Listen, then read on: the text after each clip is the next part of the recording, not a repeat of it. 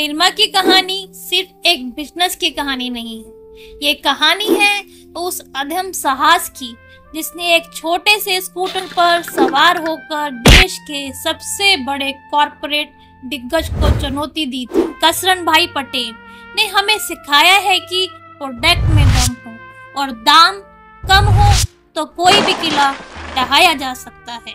एक वक्त था जब निरमा केवल एक डिटर्जेंट नहीं था, ये मिडिल क्लास के लिए आजादी का प्रतीक था।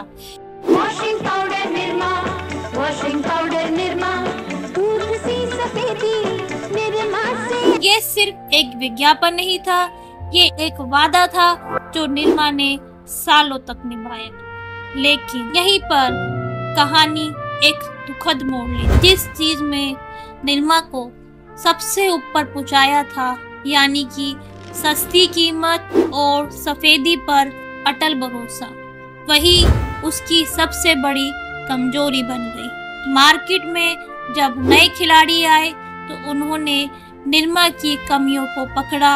कपड़े पर रह जाने वाली महक, हाथों पर रूखापन। कंपनी ने सोचा ग्राहक तो आज भी केवल कीमत और सफेदी देखता है, लेकिन वो भूल गए बाजार ठहरता नहीं है।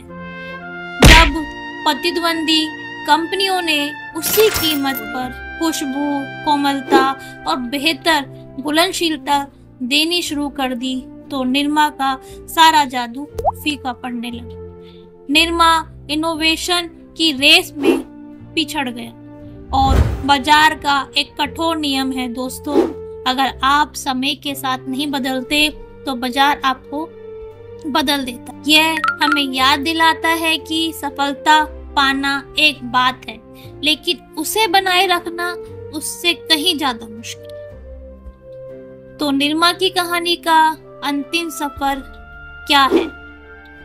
यहाँ की बिजनेस की दुनिया में आप कल की जीत पर चैन की नींद नहीं सो सकते। आपको हमेशा बेहतर बनना होता, वरना एक दिन बाजार आपकी चमक को भी धो देता है। यही थी निरमा के उतार चढ़ाव की कहानी।